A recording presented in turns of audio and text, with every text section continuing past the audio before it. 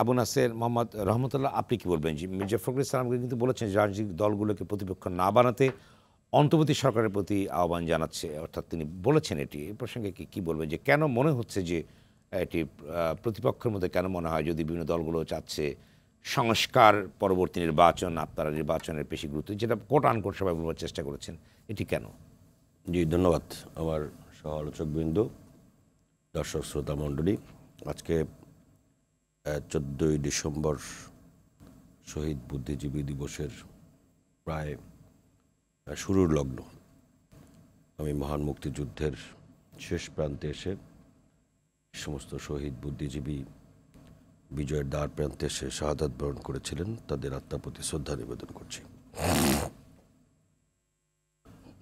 আসলে মির্জা ফখরুল ইসলাম আলমগীর সাহেব তো একজন উপদেষ্টার বক্তব্যের আলোকে সেটা বলেছিলেন,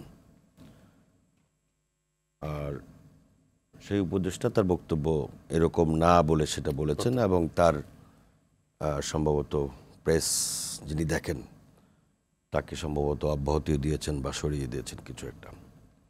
তো উনি ওনার বক্তব্য থেকে সরে এসেছেন। আর বক্তব্যটা যদি এরকম, যেটা গণমাধ্যমে এসেছে, এটা তো খুবই বিভ্রান্তিকর একটা বক্তব্য।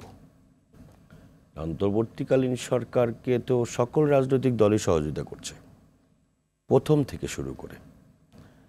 তো সকল রাজনৈতিক দল বলতে বিএনপি থেকে শুরু করে একেবারে ছোট রাজনৈতিক দল যারা আছে প্রত্যেকেই অন্তর্বর্তীকালীন সরকারের কাছে ভ্যানগার্ডের মতো পাশে দাঁড়িয়েছে, প্রকাশ্যে, অপ্রকাশ্য না, গোপনেও না। তো যে কোনো সৎ উদ্দেশ্যে ঐক্যবদ্ধ হওয়ার তো কোনো বিকল্প নেই। এবং সেখানে যদি ঐকমত্যটাও যদি আন্তরিকতার সঙ্গে না হয়, তাহলে সেই ঐক্য নিয়েও তো প্রশ্ন থাকে।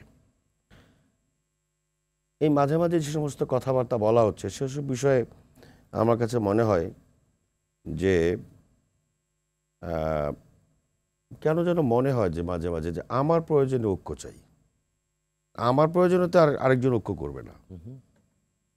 প্রয়োজনটা তো দেশের স্বার্থে হতে হবে, গণতন্ত্রের স্বার্থে হতে হবে, এবং মানুষের স্বার্থে হতে হবে। এখন একটু আগে কথা বলার সময় ছোট্ট করে আপনিও বললেন যে বিএনপি মনে হয় একটু নির্বাচনের জন্য তাড়াহুড়া করছে। এটাও তো একটা পারসেপশন থেকে আপনি বলেছেন। বিএনপি নির্বাচনের জন্য তাড়াহুড়া করবে কেন? মানে আমার কথা নয়, বিভিন্ন সময় অনেকে আমি সেটাই বলছি যে আপনিও তো একটা পারসেপশন থেকে বলেছেন, অর্থাৎ আওয়াজটা কিন্তু এইভাবে তোলা হচ্ছে।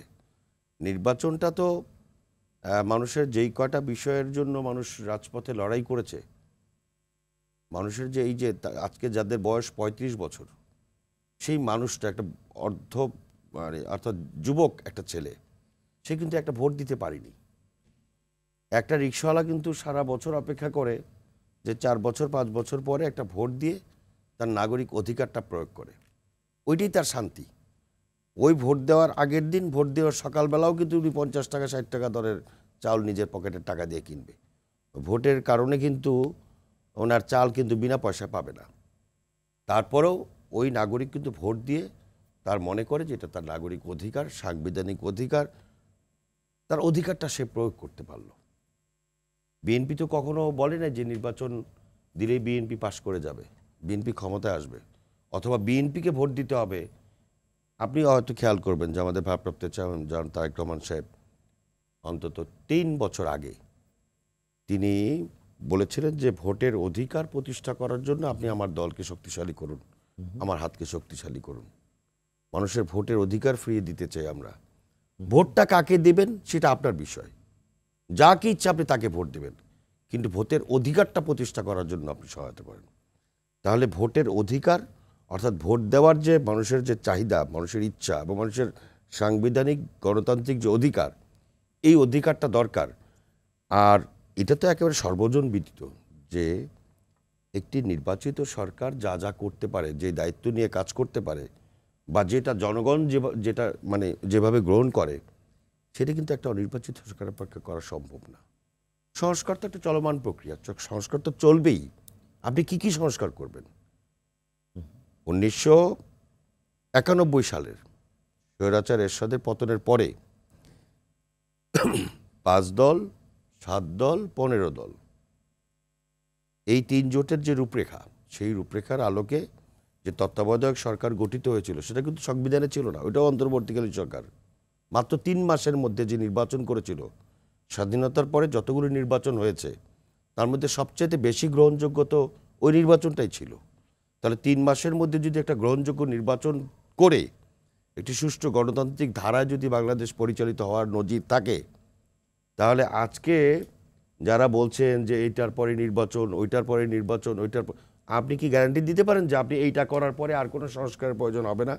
ওই সংস্কারই শেষ সংস্কার? এটা কি সম্ভব? তাহলে এই জিনিসগুলো বলে অযথাই মানুষের মধ্যে একটা আতঙ্ক বা মানুষের মধ্যে একটা সংশয় তৈরি করা হচ্ছে। এটার লক্ষণটা কিন্তু ভালো না। বিশেষ করে যিনি প্রধান উপদেষ্টা ডক্টর মোহাম্মদ ইউনূস সাহেব, উনি তো আমাদের সকলের কাছে একজন শ্রদ্ধাভাজন ব্যক্তিত্ব। তার যে অবস্থান, তার যে মর্যাদা, তার যে গ্রহণযোগ্যতা, সেটা প্রশ্নবিদ্ধ হোক, এটা কিন্তু আমরা চাই না।